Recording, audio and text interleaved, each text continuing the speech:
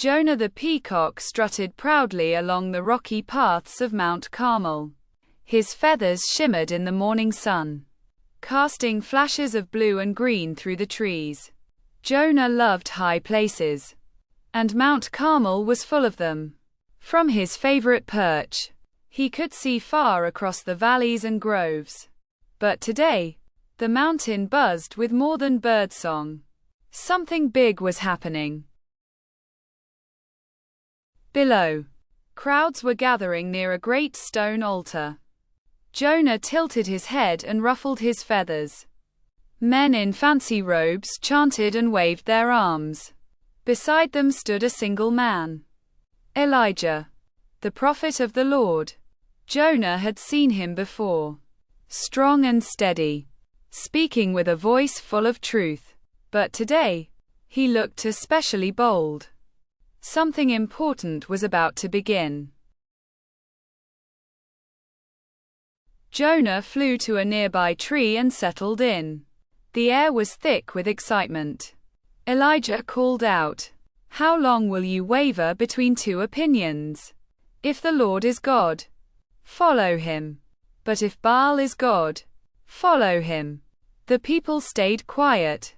Jonah's golden eyes widened. This wasn't just a speech. It was a challenge. Elijah explained the test. 2 altars, 2 sacrifices, no fire. Each side would pray to their God, and whichever God answered with fire from heaven, that would be the true God. The crowd murmured in agreement. Jonah's feathers bristled with curiosity. Fire from the sky. He had to see this. The prophets of Baal went first. They danced, sang, and shouted, "Baal, answer us!" they cried, over and over. Hours passed. Jonah yawned from his branch. Still no fire, no answer, no sign. The sky stayed quiet. The prophets grew louder, even cutting themselves. Jonah winced. Nothing happened. Not even a flicker. Then Elijah stepped forward. Calm, confident. He rebuilt the altar of the Lord with 12 stones, 1 for each tribe of Israel. Jonah leaned in. Elijah dug a trench around the altar, placed the wood and sacrifice, then did something unexpected. Fill 4 jars with water and pour it on the offering, he said. The people blinked. Water on wood? Jonah fluffed his wings in confusion. They did it once, then again, then a third time. The wood was soaked, the trench filled.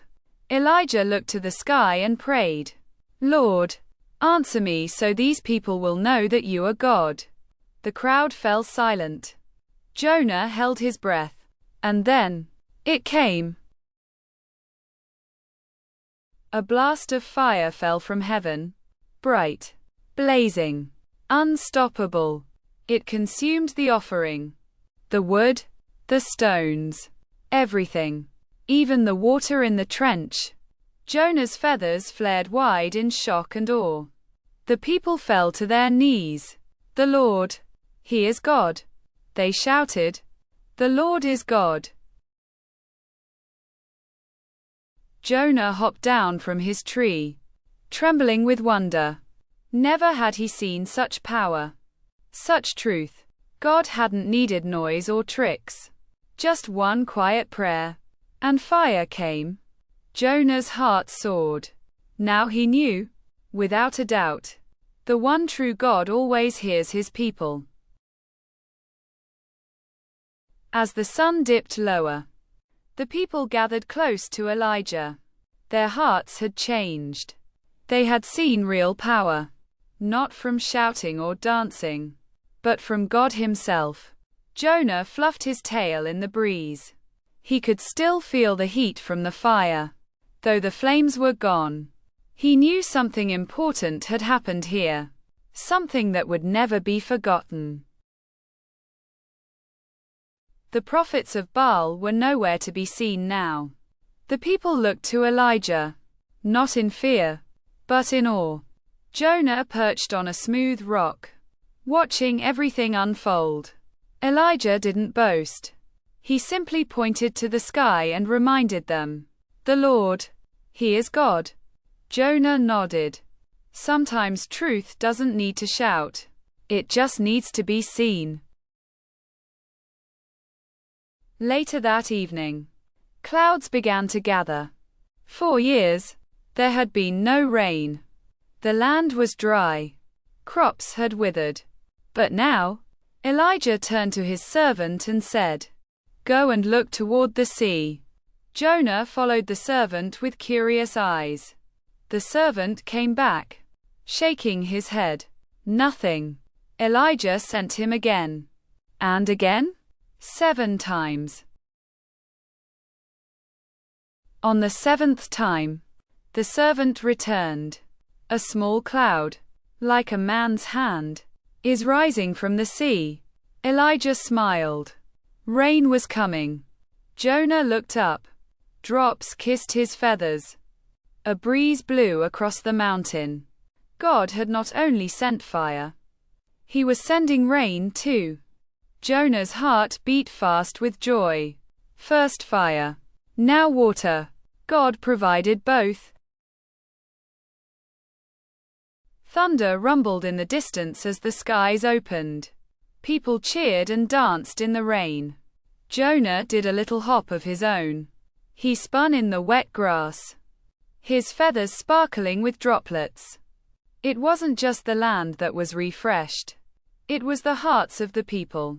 God had shown them who He was, and they believed. As the people left the mountain, Jonah flew to the top of a nearby cedar tree. From there, he could see the ocean, the clouds, and the distant fields. He thought about what he had witnessed.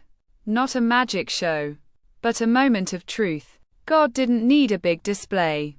He simply answered a faithful prayer.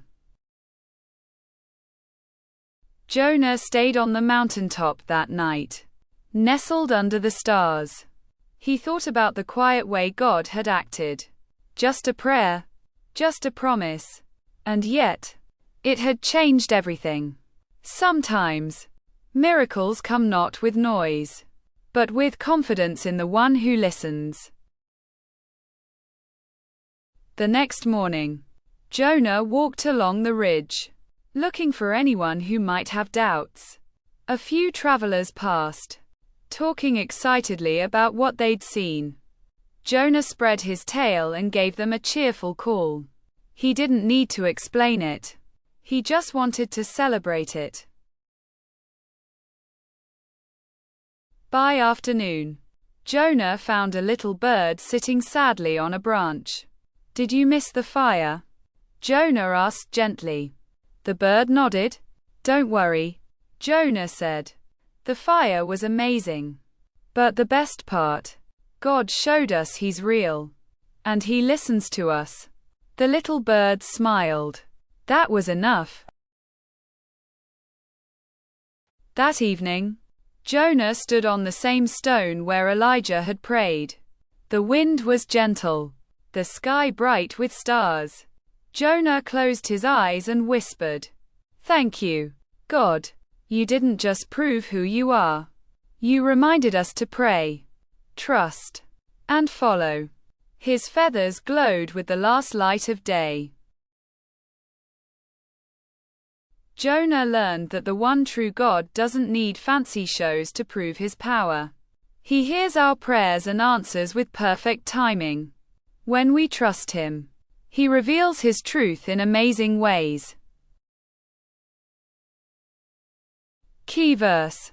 Then the fire of the Lord fell and burned up the sacrifice. And when all the people saw this, they fell prostrate and cried, "The Lord, He is God." 1 Kings chapter 18, 38-39. NIV. The next day, Jonah watched from a tree as families packed up to leave Mount Carmel. They looked different now. Lighter, hopeful, changed. Children talked about the fire from heaven. Parents reminded one another to pray. Jonah smiled. What had started as a challenge had become a moment of worship. The mountain would remember. And so would he. Before he left, Jonah plucked one of his smallest feathers and tucked it near the altar stones. Not as a gift, but as a reminder. He had seen God move. He had heard the prayer, seen the flame, and felt the rain, all from one true God who answers. Jonah fluffed his tail and whispered, "You are real, Lord. You hear us, and I'll never forget." Jonah learned that the one true God doesn't need fancy shows to prove his power. He hears our prayers and answers with perfect timing. When we trust him, he reveals his truth in amazing ways. Key verse. Then the fire of the Lord fell and burned up the sacrifice. And when all the people saw this, they fell prostrate and cried, "The Lord, he is God." 1 Kings chapter 18, 38-39. NIV.